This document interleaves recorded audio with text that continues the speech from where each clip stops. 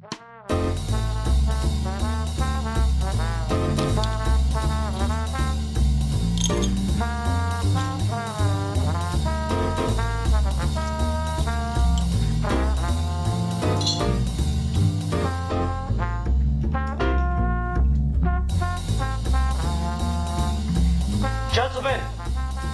the time has come once again to discuss things.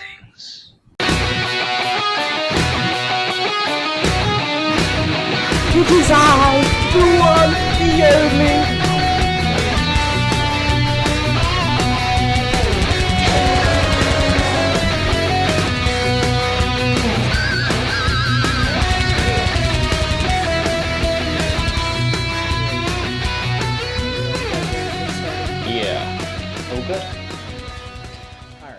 Hi everyone, welcome to another episode of Geeky Gentlemen Holiday Month. I am Santa Part 2. Joining me today is... the Christmas Kid 2099. Ho ho ho. And... Bah humbug, it's the Brit without fear. You didn't Christmasify your name at all. For shame. For shame. He did bah humbug though. You could have been like the elf without fear. Or something like that. I said, you know? Bah humbug. I will not change. Nah, that doesn't count. That's not enough. That's not enough. Anyway, so yes, we're here for another holiday movie review. Ruben picked our movie for review today, and what did you choose for us, Ruben? I chose I believe it's the 1984 movie Gremlins. Indeed it is. So this is our last Geeky Gentleman holiday month that's actually before Christmas, so this is probably going to be the last Christmas movie we'll talk about. I don't think there are a lot of, like, New Year's movies, but I'll see what I can find. Or New Year's related topics, maybe, I don't know. Anyway. So yeah, Gremlins. This movie's got a bit of a reputation. It's kind of a little bit of a cult classic. I think a lot of people forget it's a Christmas movie, though. Mm-hmm. So I don't know, it's got a bit of a reputation. I guess I'm gonna start with the question that I know my answer to, and I'm curious about your guys's. Either of you seen this before? Once, a long time ago. Like, I was probably 12 when I saw it last time, and that was the first time I had seen it. Yeah, I'm going to have to go with the same answer. I've got, like, vague memories of this film, as I'm sure most people do. It's just one of those kind of films that's been in the background of people's houses you've gone to, or just vague memories of VHS tapes that have been put on while you've been too busy playing with Christmas presents to even notice it. So I'm sure I have seen it maybe multiple times, but it's one of those things where I know I was too young enough to remember. But it did leave an impression on me where I've heard the name and I recognize elements of it. Okay, so I'm the weird one here. I've never seen this before. I know I've, like, seen little clips and pieces of it, just like, you know, referenced in other movies or, like, you know, internet videos talking about it here and there, but I've never actually seen the film. So this is a bit unique to me. I think I might have seen some of Gremlins 2 in the past, though. So this was an interesting experience for me. So I like my hot takes. I like my controversial opinions that alienate people and make them not subscribe to me. So I guess I'll start here and say, this movie's kind of fucking boring. Hey, I don't think I can argue with you. I think I just kind of chose this because it was like, hey, this is a Christmas movie. And, you know, I had seen it once before, but I didn't really enjoy watching it either. So, Alfie, do you think you'll be the voice of dissension, or are we going to... Yeah, I'm kind of glad you said this, because I'm not going to lie, I struggled trying to rewatch this for this review to get refreshing my memory. There was a couple of times where I just kind of had to pause it and do something else and then come back to it, because I was just like, yeah, it's kind of just, once it gets going, it's more of the same thing, and it kind of gets tired after a while. Well, see, like, the thing for me is it's an hour and 46 minutes, and the Gremlins of the movie that, like, the movie is known for don't really show up until, like, an hour in. Like, there's a little bit of teasing them before that, like, you know, the whole scene in the school and everything, but, like, No, we don't get proper gremlins doing gremlin stuff until like an hour into this hour 46-minute movie. And it's not like the next 46 minutes are just nothing but gremlins. You still have like plot stuff that's like doesn't really need to be there. It's just kind of there because every monster movie has it and they need to like, or every monster horror movie has it and they need to just, you know, make it feel like it's a monster horror movie and spin its wheels for a minute. Like that scene in the police station. That doesn't do anything but waste time in the movie. By the way, before I forget this, one of the police officers is, I don't remember the actor's name, but he's in Breaking Bad. Oh. It's not the sheriff, but the other guy. Oh, man. He was in Community. He was Professor Hickey. I apologize because I haven't seen more than an episode of Breaking Bad, but it was that guy. So thought I'd throw that out there. Cool. Like 20 years between projects, not bad. That he's recognizable for. Anyway, so yeah, this is, I don't know, it's just like there's a lot of time where I'm just like, okay, nothing's happening. Oh, finally, some stuff started happening. Oh, okay, this stuff is actually kind of funny. I don't know, so I think, like, because all of us have, like, heard of Gremlins or are aware of Gremlins, we all have, like, an idea of what it was, but we've never actually experienced it growing up, so we don't have much connection to it. And so now, you know, trying to watch it and review it in retrospect, it's just kind of this weird, like, disconnect, and, you know, it's hard to review something that's so beloved for, like, holiday memories when you don't have those beloved holiday memories of it. That's the thing I've noticed with holiday month is we always end up talking about a movie that like someone really likes or a group of people really like that aren't even necessarily represented in the podcast, but that like doesn't really work unless you have that kind of deep-seated connection to it. Well, I would love to someday talk to somebody who actually likes this movie, because I wonder if this movie isn't... I don't know if people actually like the movie or if they just have this conception of the Gremlins mythos. Like, you know, there's the rules that, like, long before I ever saw the movie, I remember my parents would talk about the movie and they would say, like, bright light. And then like, I would say, oh, what are you talking about? And they would explain, like, you know, it's these creatures. You don't get them wet. You don't feed them after midnight. So, like, the mythos is very much entrenched in our pop cultural minds, but I don't know if anyone actually likes this movie. I've never talked to anyone who's like, yeah, I'm a really huge Gremlins fan. Like, people know about it, but I don't know if people care about it. Do either of you ever watch the YouTube channel Cracked? No. No, I used to read their website, their articles on their website, though. All right, well, before the parent company got bought out by a bunch of assholes, they did a bunch of YouTube videos, and there was a show called Obsessive Pop Culture Disorder. And the host of that show, Daniel O'Brien, did like a 20-minute episode on Gremlins. Just the first one. And like he talks about how he has this obsession with this movie because it's so like deeply weird and like wired into his brain. He's just got all these questions and all these things that it brings up, and yet he inexplicably loves it. And so it's a really funny ass video to watch of this dude. Like one of the jokes, and I'm not even sure if it's a joke or if like it's a real thing that he did, and he just pointed it out to make it funny so he wouldn't get fired.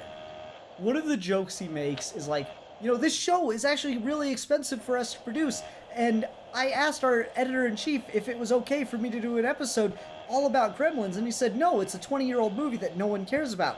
And I'm doing it anyway. I'm so obsessed with this movie, I am risking my job. And so it's like, it seems like the people that are into it, like, are willing to admit pretty much everything that's wrong with it, but still love it anyway. And I can't help but feel like it's partly because it's one of those against the grain Christmas movies. You know, there aren't that many. Where at the end of the day, the lesson isn't about family or really anything like that. It's just, it's a movie on its own that is fine for, like, it would just be another of any kind of genre. But because it takes place at Christmas, it, like, sneaks it in as a Christmas movie. And it's one of those movies that, like, because I have this, it's just not with this movie. It's one of those movies that your family wouldn't normally watch with you, but if it's a Christmas movie, they will. Yeah. And so it's like a way to sneak in that, like, you're a fan of B-level monster movies. Well, my family doesn't like those, but Gremlins, since it's a Christmas movie, I can watch a B-level monster movie with my family now. I feel like that's kind of what happens is it's got this more emotional connection based on nostalgia or whatever, more than it does any real quality or anything about it that makes it actually good. Yeah, I think that's kind of hit the nail on the head, especially just in terms of how I've seen it been talked about in a lot of circles.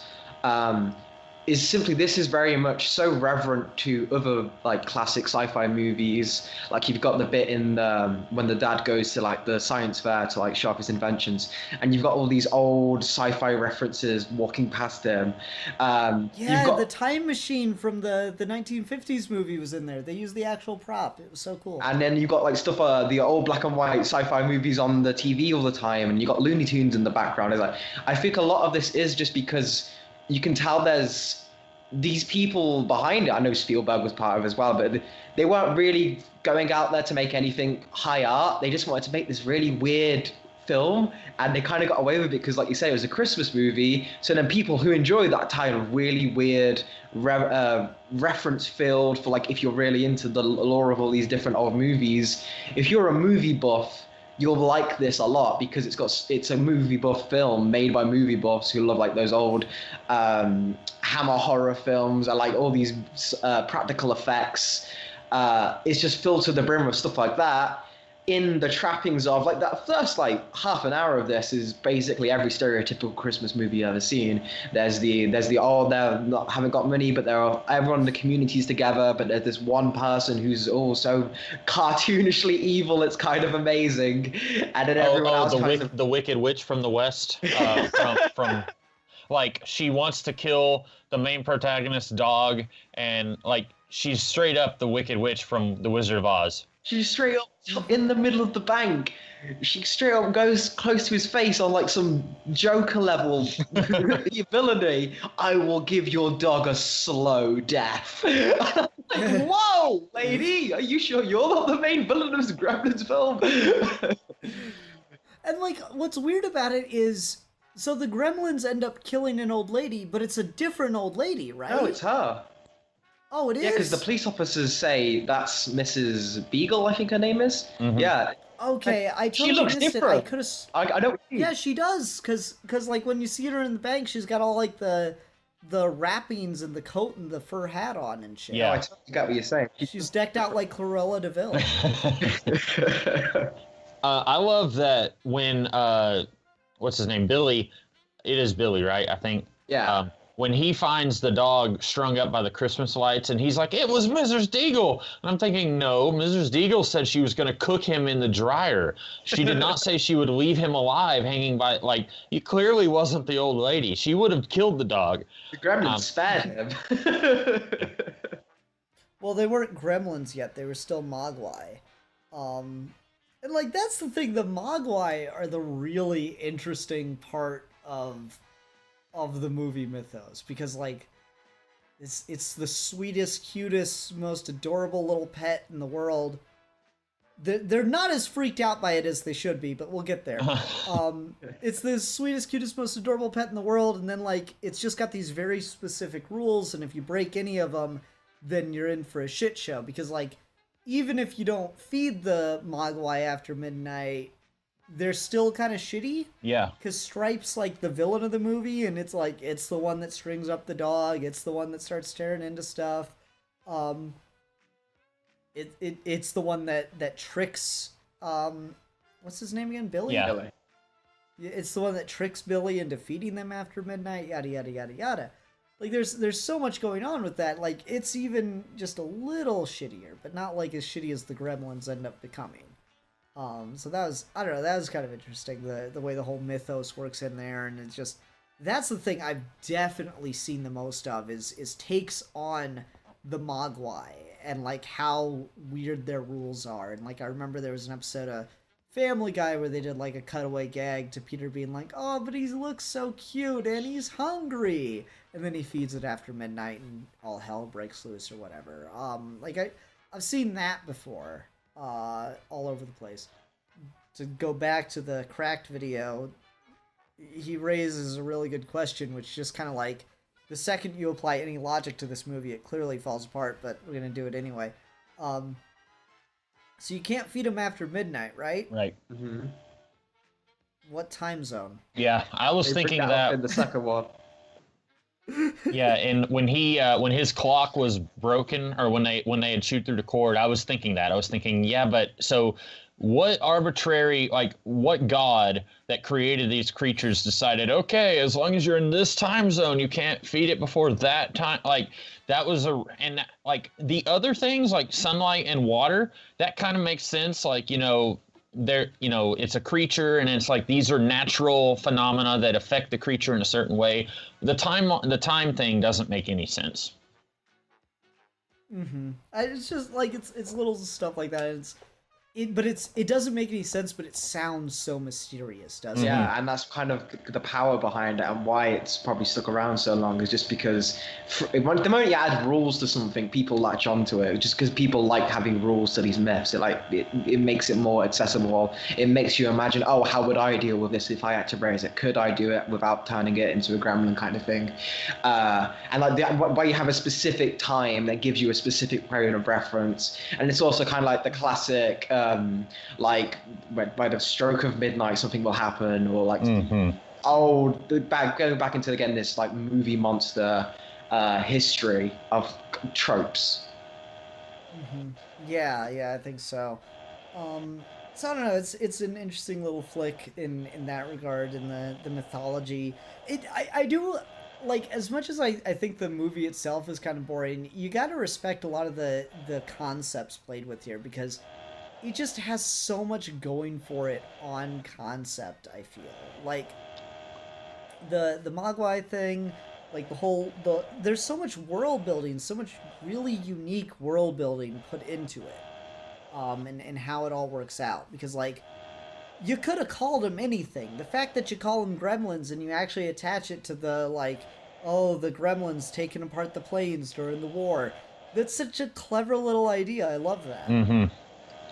And then when, like, you see them going around the town causing chaos, it's because they're fucking with technology. That's so fun. Ian, I know you'll love this, but my favorite movie, The Burbs, there were, I think, 3 connections between this and that. The little kid who works at the Christmas tree place, he was in The Burbs, Corey Feldman. And then the old man who's talking about the Gremlins, he was in it. And then this was directed by the same guy who directed it. I didn't realize there were that many. Oh, that makes sense as to why this movie is so fucking boring. That hurt me. Ooh, the real gremlin is Ian. Oh, man. Well, like, anyway, to connect it back to the whole, like, world-building mythology thing, as much as I don't really dig this movie, I gotta admit, as we've become even more dependent on technology in the modern day, I gotta tell you, this is one of those things where I think you could actually reboot it and make it better. Yeah. I think this works really well in 2018. Now, / going into 2019. Would you reboot it as like because I thought it was a little weird that this movie was really riding the fence between like wholesome family comedy and like straight up horror. And I feel like sometimes you can do a blending of genres like that, but I really wanted this to go one direction or the other. I really wanted it to be just more scary and terrifying. But then at times it's like, oh, even when the Gremlins are being evil, it's like, look at them, they're so cute. Like when they're in the theater and they're all dressed up and they're singing hi ho, and I'm just like, stop. Like, stop being cute. You need to be scary. I would, if it was me, I would want it to be scarier. But what would you guys want it to do? Alfie, why don't you answer first? Well, I guess it's kind of interesting you say that before I go into that, because I'm literally just looking at the wiki article for more like interesting things about this. But a lot of cut scenes from this film were like that darker route. The mum was supposed to die when she got attacked by the gremlins, and her head was supposed to be like left on the stairs for him to find. They were supposed to go. They were supposed to go into a McDonald's and like start, instead of eating burgers, they just start eating people.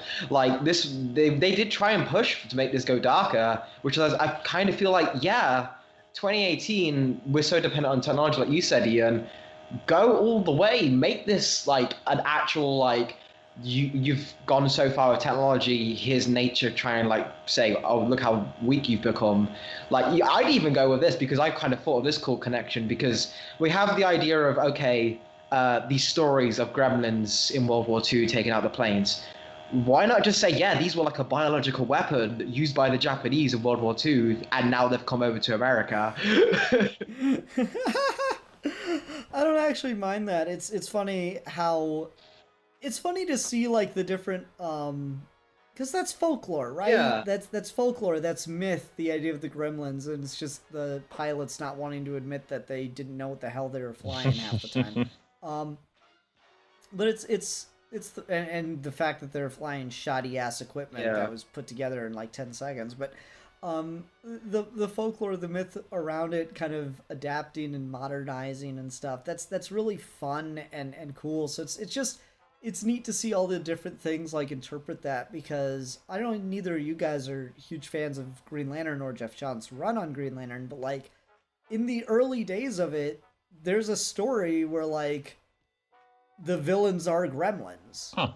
Like literally they're scientists, they're alien scientists from another planet who speak German, and they are like constantly going to Earth and like abducting people or animals and doing biological experiments on them so they can sell them as weapons to other planets.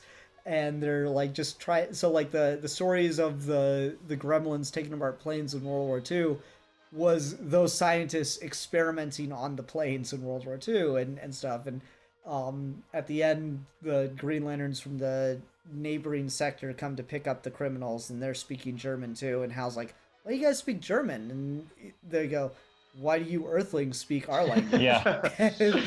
Fly away, never to be mentioned again. And then there's like another episode. There's an episode of Star Trek Voyager where they have gremlins. Like they're on the ship and Janeway feels awful, and then I think it's 7 of 9 or maybe it's the Holodoctor or someone like suddenly has the ability to see the gremlins, and they're like these people out of phase with the reality of the ship, and they're running experiments. And so like you see Captain Janeway has like this gigantic mechanical device like bolted onto her head to keep her from being able to fall asleep. Oh. And it's just weird shit like that. So it's interesting to see all the different interpretations of the mythology there. And this is like its own unique thing, and it really does run with it. So yeah, doing this in 2018 could be a lot of fun, especially with the idea that taking care of the Mogwai is like a huge responsibility. And you could maybe do some stuff with like this would be the way you advertise it on like Fox News. It's like the younger generations don't know how to take responsibility because they're too busy playing on their phones, and so it's not that they feed the Mogwai after midnight, it's that the Mogwai eats after midnight because the evil millennials weren't paying attention and were on their phones. And then like we can make the hero like an old guy. We can get Liam Neeson, he'll be the good guy, and he'll be the baby boomer who saves the day or whatever. I like it already. Right? It's like a reboot. Instead of Billy being the hero, it'll be the crazy neighbor that got run over with a snowplow, but it'll be played by Liam Neeson, and he'll get the sexy young 20-year-old as a love interest / daughter figure, and we'll just pretend that's not creepy. Love interest / daughter figure. I mean, that's what it always ends up being. It's weird. And all you'd have So to do is weird. add on a vote Trump hat for him, and there you go, modernized. Yeah, he's got the MAGA signs in his front yard and shit, and like everyone thinks he's an asshole, but at the end of the day, he proves to be the real man the community needs. And then we just troll him in the after credit scene. It was all a dream, and really he's just sad, pathetic, and filled with hate. So I like it. I was thinking about how, I chose this for the alleged Christmas connection, but if you take out the scene where Phoebe Cates is talking about how her dad died, there's really not that much Christmas stuff in the movie. And you were talking about how this is it's using Christmas as a way to get It's Die Hard. Yeah, and It's exactly like Die Hard. I'll tear a corner off my whatever card right now. I've never seen Die Hard, but I am aware. Neither have I, but we all know that Die Hard takes place at Christmas, but really it's just an action movie. Yeah. Side note, has anyone seen The Predator? I never got an answer as to whether or not that's a Christmas movie, but I know it was directed by Shane Black, which makes me think it is. Is that the one that came out this year? Yeah. I haven't seen it. No one's seen it, so we don't know.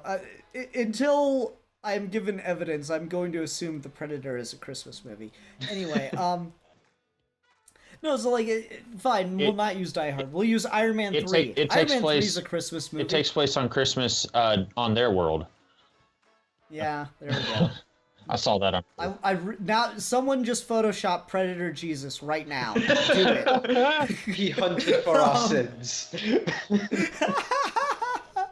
No, but so you got like Die Hard, and I guess the other more contemporary example would be Iron Man 3.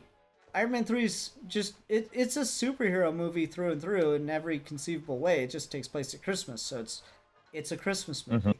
And this gets into the distinction of, is a Christmas movie anything besides a movie that takes place at Christmas? And that's a discussion in and of itself. Yeah, I mean, this kind of gets the edge because you do get to see Santa Claus get mauled for a little bit, which is a nice little touch.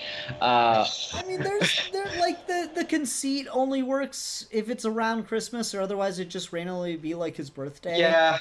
Because you need the Mogwai as the gift and all that stuff. Then, and there's it doesn't really kind of work that it's at Christmas because, okay, so it's really established that you put them in water and they multiply. They're running through the snow this entire time and they're fine. Yep. I was thinking of that whenever they were attacking the Santa Claus. I was like, why are they not multiplying now? It has to be water. It has to be running water. They're vampires. Yeah. It has to be water at a certain temperature. That's the only way you can really get around that. But then it gets silly, and it's just not meant to be thought of in that regards. There's a lot of world building, but it's not really this ain't no Tolkien, right?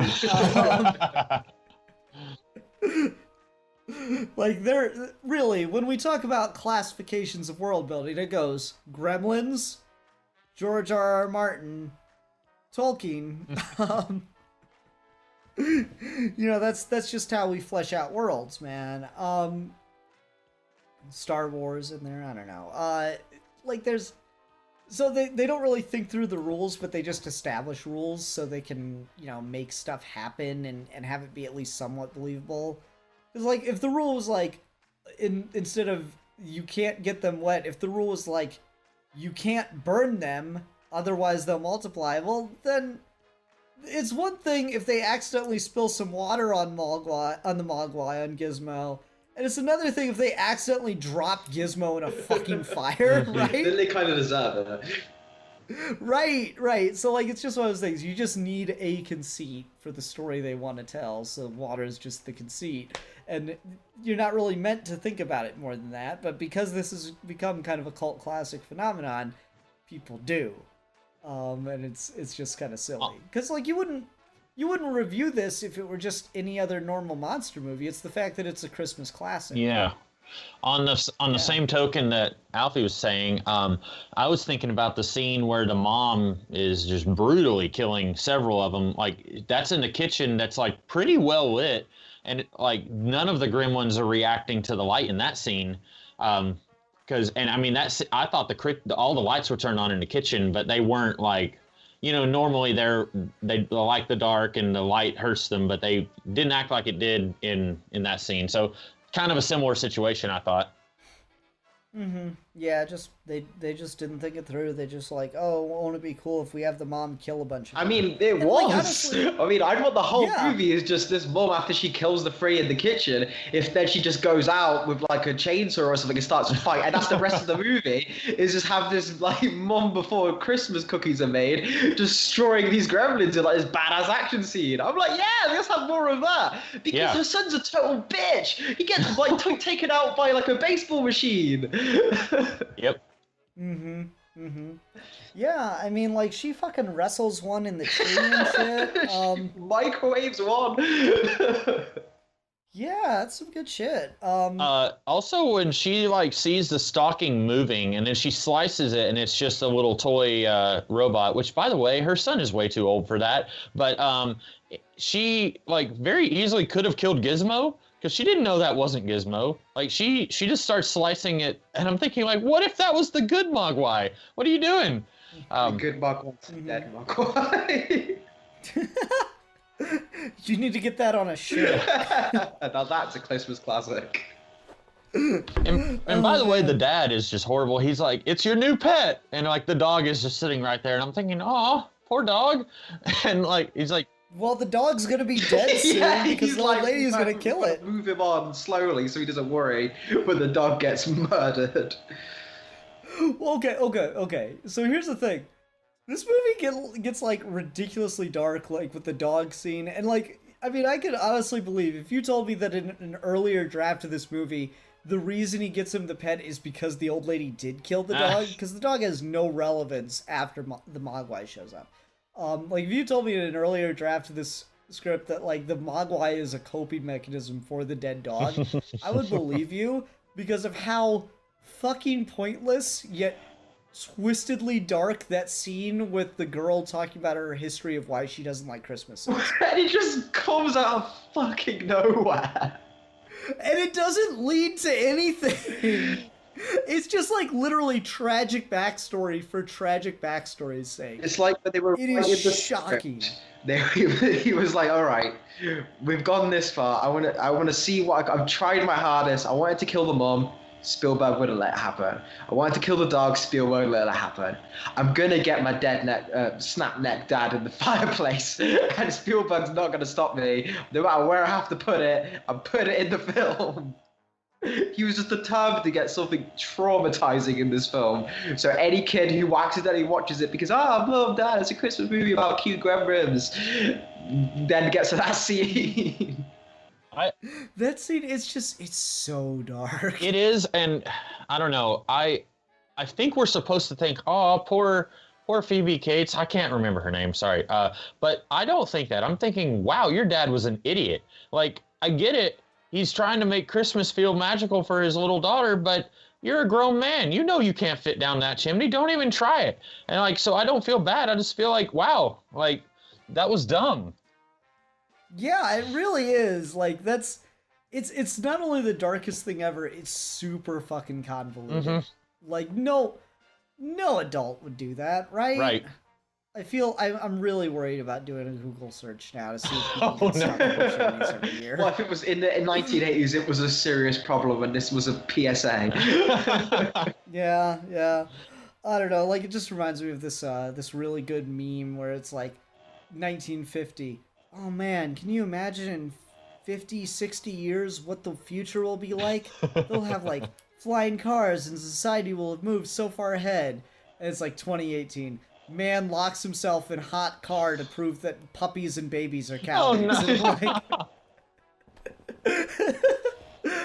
I'm like, so it's, I'm just worried. Like, I say that no adult would actually try to slide down a chimney just to surprise their kid. But like, there's probably some idiot who did that shit, and they did have to call the fire department for it. That one, yeah, that whole scene just, it comes out of nowhere. And it goes nowhere. It's like exactly how I would react to someone telling me that story is like, I just wouldn't even know how to talk to that person or deal with them. So I would try my hardest to just keep on going on like they never told me anything, and it's all just normal now. There's actually, You know? because that scene was so infamous, I do know this about Gremlins 2. She is actually in the second one, and then she starts to like recite a similar story. It's even more ridiculous. Like she can't even remember how old she was. And then the guy, like Billy, he like grabs her by the shoulder, and, like pulls her off screen before she could finish, because they're like so self-aware. It's like, yeah, that was really random. We don't know why she's doing this. She just keeps saying these really tragic stories.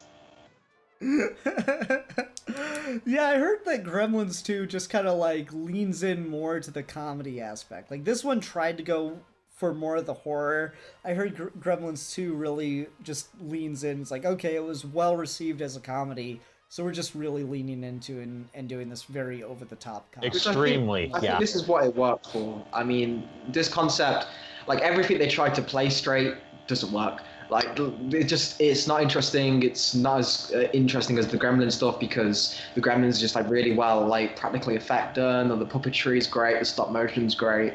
That's all really good, and that's interesting because these are actually, I want to see what they can do with these. Like what kind of effects can we do with this at the time? And especially like back then, it's like, oh my god, you could break dancing Gremlin. How do they do that? It's something I can appreciate looking back, especially knowing if they did do a reboot, they'd all be CGI.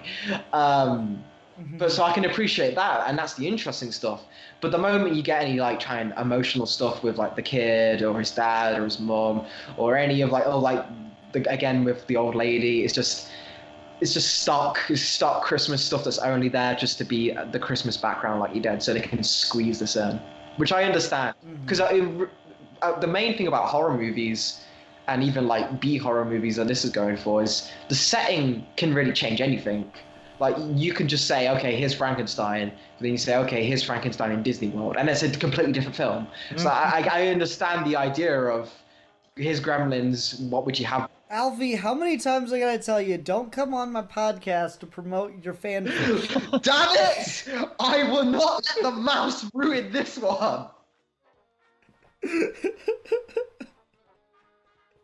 Sorry, I had to make that joke. It's okay. I feel bad. It was.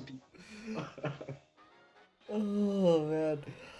No, I think you're onto it. Like the premise kind of changes everything, and I do think it's more than like this, more so than Die Hard is more of a Christmas movie, because it actually plays with like some of the idea of like family togetherness and everything like that. Like the father's away at the shows and whatnot, so this leans into that maybe a little more than like Die Hard did, and like it's got Christmas trees left and right, and it's even got like some old ones. Like, God, aluminum Christmas trees are the ugliest thing in the world, but they're making a comeback for some reason. Like it's got those things in the background, and like, you know, it's kind of leading into a side of Christmas that I don't think things show off enough, which is like the consumerism side of things, the like the way a town shifts around Christmas time. Like the decorations are everywhere. They have that whole scene in the department store. Like the climax of the movie's in the department store. That just, I don't know, that feels very, very much more Christmassy than some of the other stuff. And even the idea of like being thankful and being responsible when you get a gift at Christmas, and not just like throwing it away the next day. Yeah. So I don't know, that stuff's definitely there, and it's a little more prevalent here though. So I think, I don't know, does the second one, does it not take place during Christmas, or is I think it does. set in Christmas? Again, the only things I know about it's more satirical. It's a lot more Gremlins action. Hulk Hogan's in it for some reason. Yep. And it's set in like a TV station. Yeah.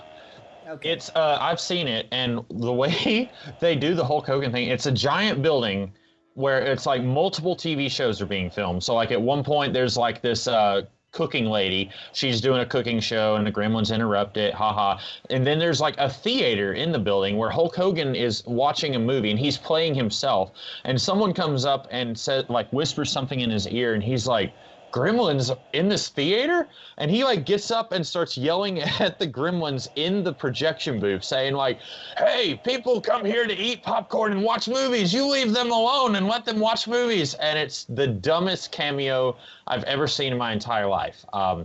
Gremlins 2, it really has to be seen to be believed. It does, you're not wrong. It definitely leans into the comedy. Some of it, I would say, is funny. Some of it's like, I don't know what they were doing here. You also need to watch the Key and Peele skit where it's the making, like the pitch meeting where they're in a writing room and someone comes in and starts throwing out all these stupid ideas. Really funny. Yeah. Sorry, folks. Technical difficulties. Me being an irresponsible adult. Big surprise. Anyway, so we need like 20 more minutes on Gremlins, guys. What else we got? Or do you want me to start? Because I do have one other thing that was coming to mind. I have a question. Go. When the gremlin fell in the swimming pool, I'm sorry, I've got food in my mouth. That's unprofessional of me. When it fell in the swimming pool, did he ever kill that gremlin and all of those others, or did he just run away? He ran away, and then it's Stripe that jumps in the swimming pool. It didn't fall, it jumped in, and that's how it made all those other gremlins. So, like, he ran away out of fear, and then, like, those are all the gremlins that were in the movie theater and terrorizing the town. Gotcha, okay. I just figured all the ones we saw in the town were the ones that had been created and were at his house, but I guess that's right, because there was a lot more in the town than what we... No, because the mom kills all the ones at the house except for Stripe. Gotcha, okay. The mom and Billy kill all the ones in the house. I was not paying enough attention then. Okay. Don't worry, it's the same result at the end of the day. So yeah. I will admit, like, I kind of like that we have a monster that's actually beatable. Like, you know, it always seems so like happenstance that they're able to like kill the monster at the end of the day, but like, I like the fact that the gremlins aren't actually all that durable. They're more just like a threat by their numbers and their kind of just wickedness. You know, like, how many times you see people like unload 70 rounds of shotgun shells into Michael Myers or Jason Voorhees, and yet it does nothing. And like, at a certain point, that's not scary, it's just comedic.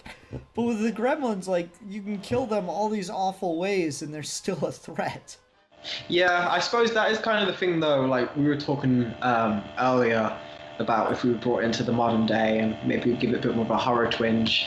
I'm always kind of, I don't know how you guys feel about this, but like stuff like Chucky and then this as well, anything I physically know I can take care of as long as I'm not being like a movie idiot like a lot of these people are, they never frighten me. Because I'm always just like, I could kick you in the face and never have to worry about you ever again. Like, just, I don't know. I feel like the Gremlins, if you did have to they work for this because it's more lighthearted. You want these regular heroes to be able to try and like take them out, and you want to have them doing gags without them being too horrifying. But I feel like if you did want to take it further, I don't think they'd work as just being like an average, like regular knife-wielding mum can take out like a swarm of them, no problem. See, I guess, like, it's funny to go to another Spielberg thing, because I think about those little dinosaurs in the second Jurassic Park movie. You know, like, the guy, like, everyone's kind of, like, scared of some dinosaurs and not scared of others or whatever. And, like, there's the little tiny dinosaur, and it comes up to the guy who's, like, eating his sandwich, and he's like, he's not afraid, and he goes, yeah, they have no reason to be. They've never encountered man before. And then he just, like, zaps it with, like, the cattle prod. He's like, now they have reason. And then, like, later in the movie, he thinks he's going to be fine to just take out one or two more, but then he just gets, like, swarmed. Yeah. And it's horrifying because of the numbers. And, like, I think that's kind of what the logic is with the Gremlins, is one on their own aren't really that big a threat. It's that they're very easy to group together. And then they become just completely overwhelming. Which, again, I kind of feel like maybe a failing of this movie is the climax then feels so disappointing because we're back to one gremlin again and he suddenly can't take it out. Mm-hmm. And we go for this big, massive, convoluted slapstick routine to try and take it out. But I feel like maybe ending with the fear explosion would have been a better a better like captive if you're thinking about like escalation. Because you're right, like if there's like an army of gremlins, I don't think any guy could take them out unless you're Batman. But like, what's Batman's contingency plan for dealing with an army of gremlins? I never have water. Spray. Bat gremlin spray. He would tame. If you can look after Damien, he can tame gremlins. Oh, that's just harsh. Oh man.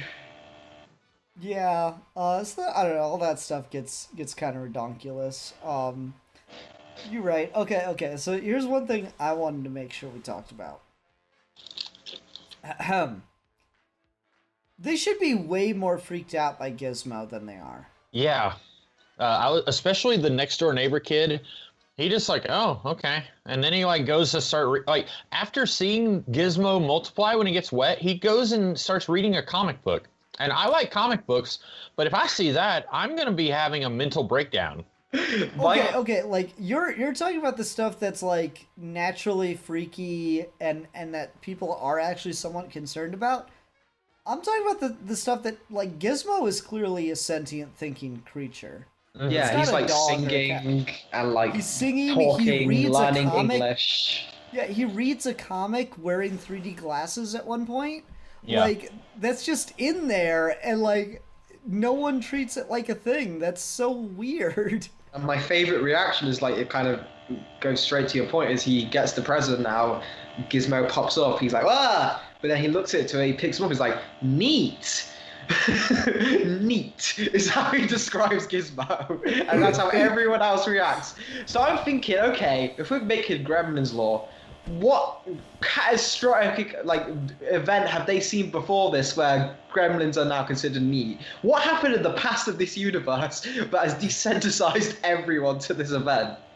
Like, there's just a fucking talking dog and everyone realized that they're just annoying, you know, or some shit like that. There's an old Far Side comic where it's like, a guy's like, man, I wish I could just understand what dogs and other animals are saying. And he's like walking down the street and then all the dogs are just going, hey, hey, hey, hey. I love the Far Side so much. Oh yeah, those are pretty good. You know, they tried to do an animated Far Side series and it was just terrible. Really? I have never heard of that. Like, I found an episode on YouTube and it was just, it's like everything that's awful about watching Family Guy with the non sequiturs. It was terrible. Oh, the non sequiturs is my favorite part of Family Guy. Yeah, but it gets old really fast. Yeah. And that's what happens in the Far Side show. It's like, to be fair, this just isn't funny enough. To be fair, I don't watch Family Guy like on a regular basis though, so. Yeah. Anyway, back to Gremlins. Man, 2 Family Guy references in one episode. We gotta try to class this bitch up some more. Alfie, what do you think about the socio-political implications of this film? Well, I'm glad you asked, because I have no fucking idea. But what I do actually know about, which I think if we're going to go a bit British class in this, I don't know.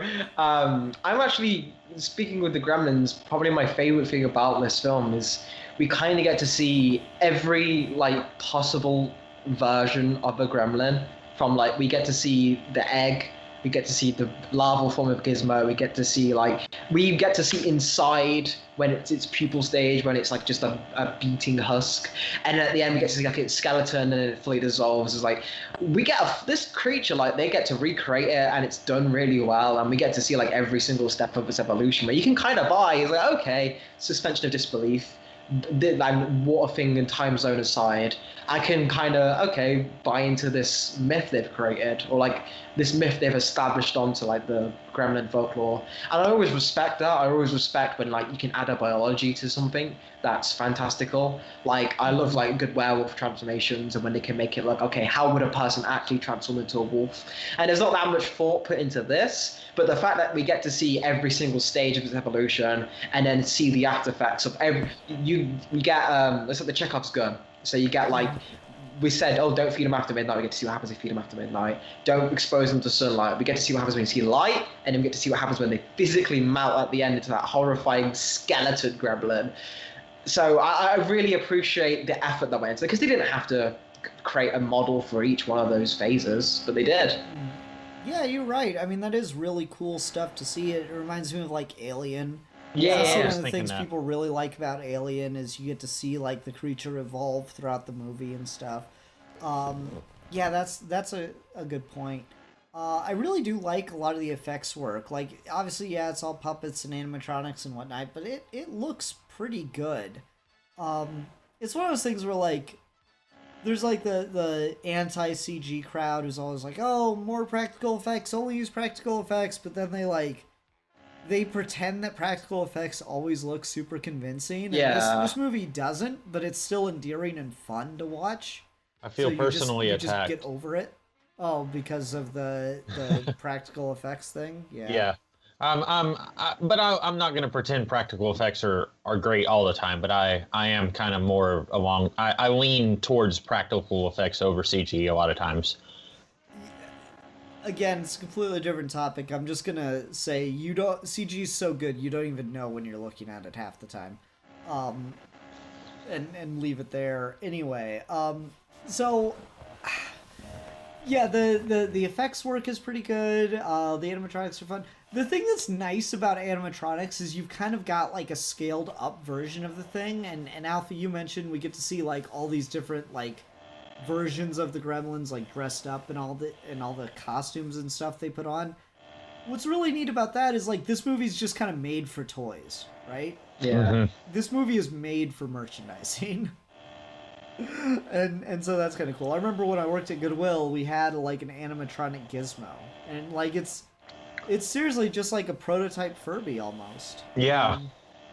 I really, really, really want that when they're in the bar and it like cuts to that gremlin in the corner on his own, wearing a fedora with a cigarette in his hand, looking depressed as fuck. And I'm like, you are the most adorable thing I've ever seen in your life. You are a mood. I need you in my life. Oh, So that I mean, kind of that's sold me. yeah, that's something we can talk about for a second. What was your favorite Gremlin related gag? Like, because they do have a lot of those where it's just like, here's a gremlin with a funny hat on, or whatever. So I'm assuming the gremlin in the bar is yours, Alfie. Yeah, that just because they play like this slow jazz music, and he's just like it's a close zoom. He's like from a Zack Snyder film, and he just looks like his wife left him. It's the funniest thing. I don't know why it cracks me up. No, I gotcha. How about you, Ruben? Ruben? Oh no! There's a This gremlin. episode, this episode of Geeky Gentleman is being attacked by gremlins. Oh no! All right, I'll talk about mine then.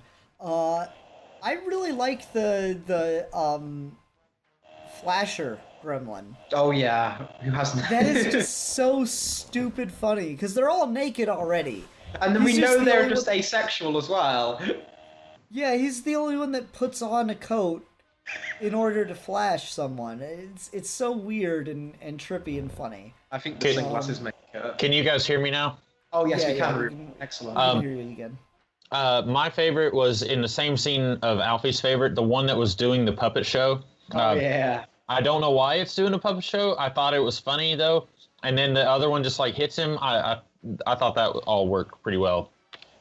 Gotcha. So I find it interesting. The more we've talked about this movie, we're really talking about the last 45 minutes of this movie, right?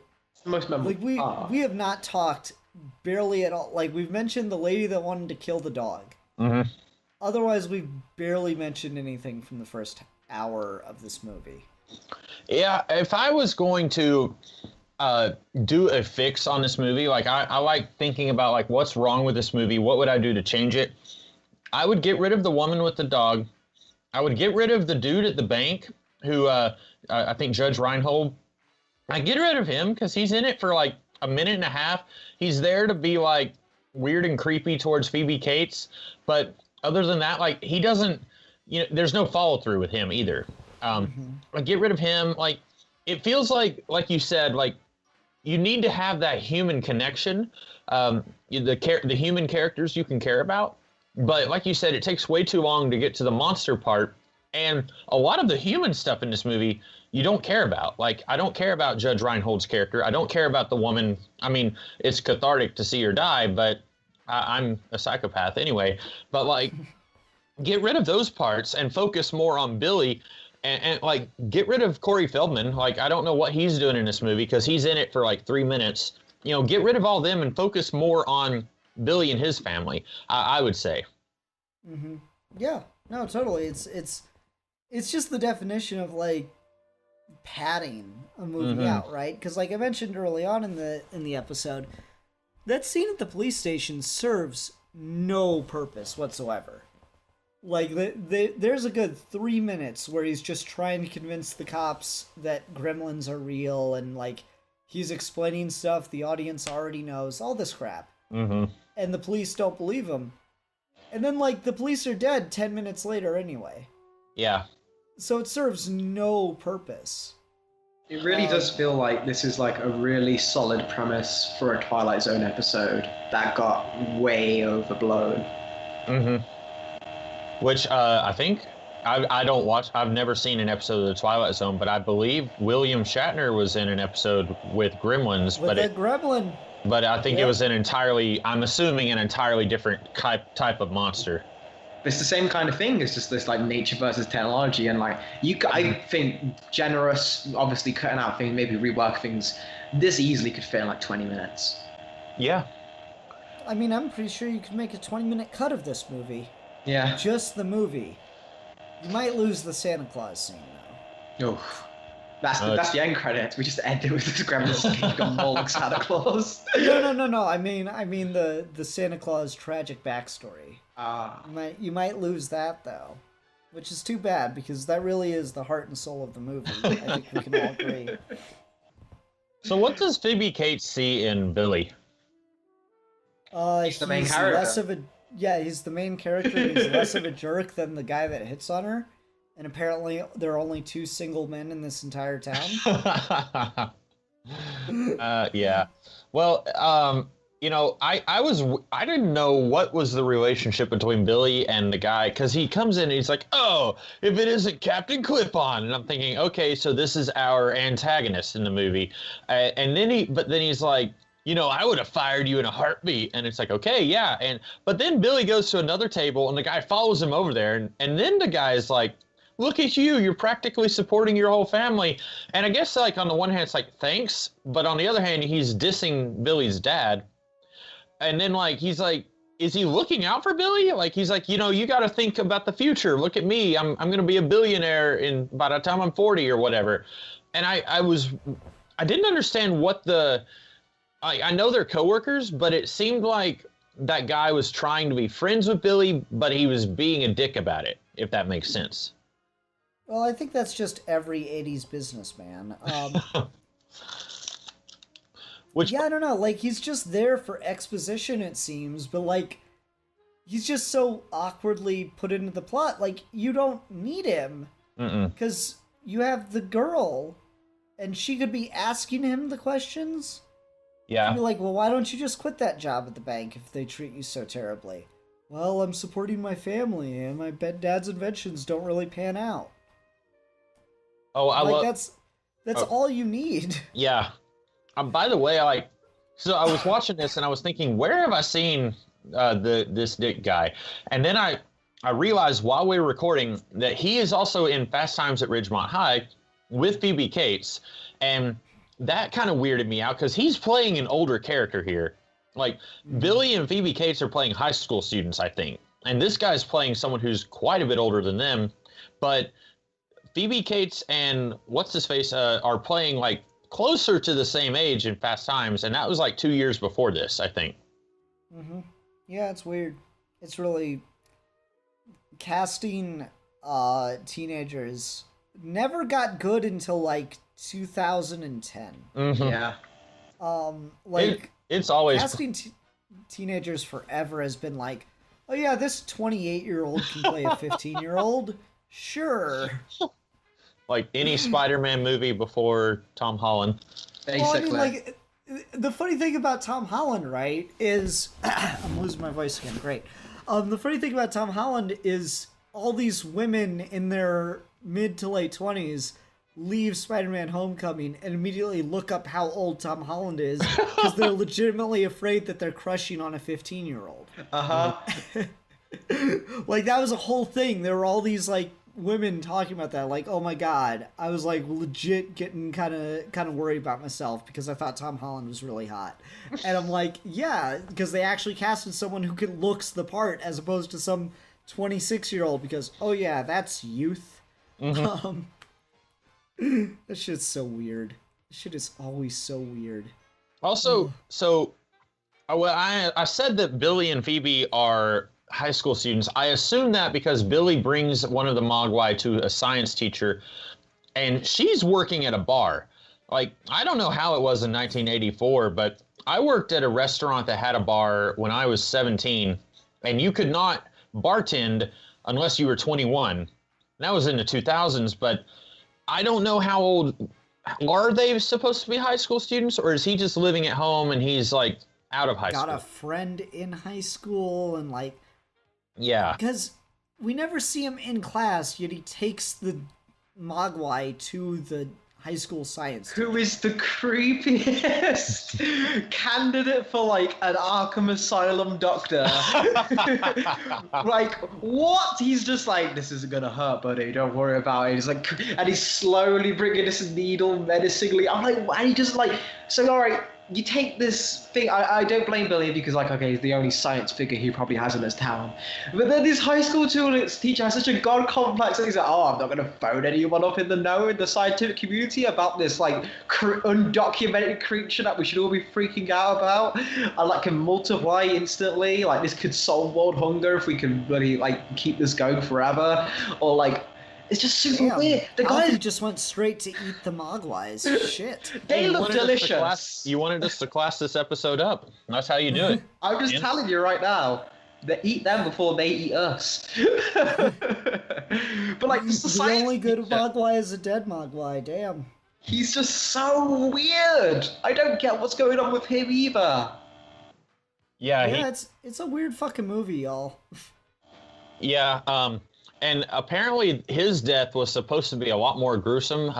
Instead of one syringe in his butt, it was supposed to be like 10 syringes in his face, which I feel like the way they did it, less is more in that case. But I'm still just imagining like Joe Dante going through like, okay, we want to do all this really horrific stuff. And Steven Spielberg is like, no, okay. I'll give you the microwaving the gremlin. No. And just like family. Well, like, I think the rule became you can do whatever you want to a gremlin, but not to a person. Yeah. Probably, yeah. Unless they're evil. Or unless they're talked about. Mm-hmm. Yeah, it reminds me of an episode of Scrubs early on. Because I remember hearing the creator of the series talk about this. With, like, this weird, like, thought process that goes into creating empathetic characters and stuff. Mm-hmm. So, like, early on in the history of Scrubs, the network didn't really know what the show was and didn't know how to advertise it. Yeah. So, like, for an episode promotion, they go, oh, those wacky doctors on Scrubs are getting 3 weird and wacky patients, and they marketed it like that. But the whole premise of the episode is 1 in 3 patients admitted to a hospital will die. Mm-hmm. And, like, that's a really big, weighty thing. And the way the episode actually ends is all 3 patients that are admitted in the beginning of the episode die by the end. Mm-hmm. And the way the network was, like, dealing with is, like, okay, can we not kill any of them and make it, like, a happy ending? And the showrunner was like, no. And they're like, all right, can you kill one of them, but, like, that guy's a Nazi? And the showrunner's like, no.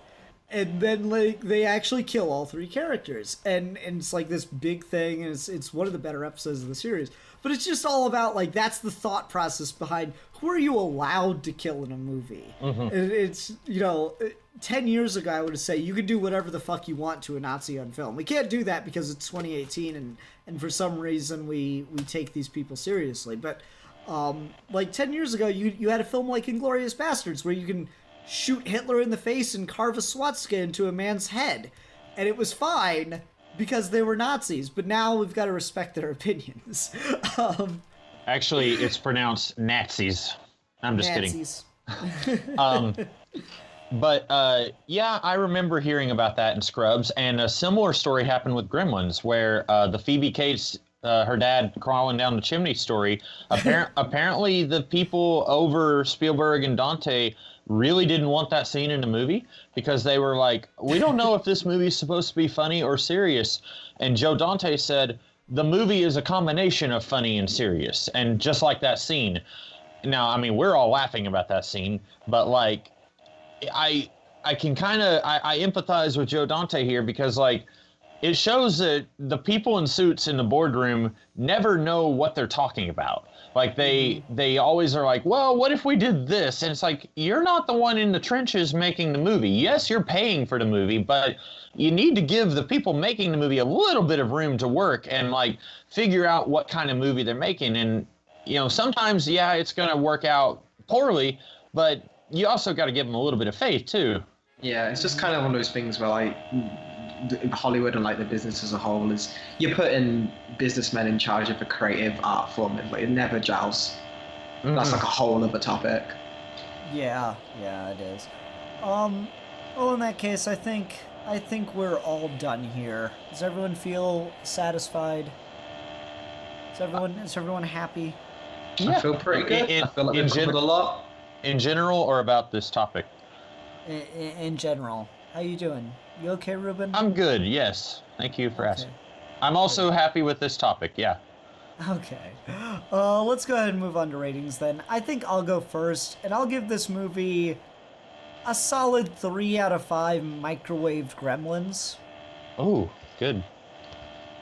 Alfie, what do you think? I think just like, in terms of just an actual film, it'd probably be a lot lower. But because I actually do respect some of like the creative ideas behind it, I like the animatronics a lot. And it's just talking about this in hindsight, it's been a good time. So I'm not going to fault it for that. So I'll probably give it 2.5 burnt dogs by old women. Okay. I think I'm gonna go with Ian on this one. I think like it's not a great movie, but I did enjoy talking about it here, and I like you. I really like I think a lot of the effects are really good here. I can't think of immediately anything here that just looked horrible. So I'm gonna go 3 dead fathers in the chimney out of 5. Oh, ouch. Yeah. Okay. Well, next week the next episode of Geeky Gentlemen, the next full episode would be after Christmas. So, what's a New Year's topic I could have us talk about? New Year's resolutions. Maybe that feels really generic, though. Yep. And I can't talk about a thing that no one's actually gonna do for an hour. I just can't. There you go. I'm gonna try. There was the topic. I'm gonna try making a New Year's resolution. We'll see how it goes. Okay. Best of luck to you, man. Yeah. Let's talk about. Oh, this is gonna sound weird. Let's talk about what the fuck New Year's is even about. Yeah. Because like it is a really vague ass holiday, and I want to try to boil that one down, and get into it. So yeah, because like there's a million things about the true meaning of Christmas. No one's giving me the fucking true meaning of New Year's. Let's do that shit. All right. Until next time, everyone. I'm the Christmas philosopher. I'm the Christmas kid 2099. Ho ho ho. And I'm Scrooge McBrick. Oh man. And we are your Geeky Gentlemen, and we will be discussing things.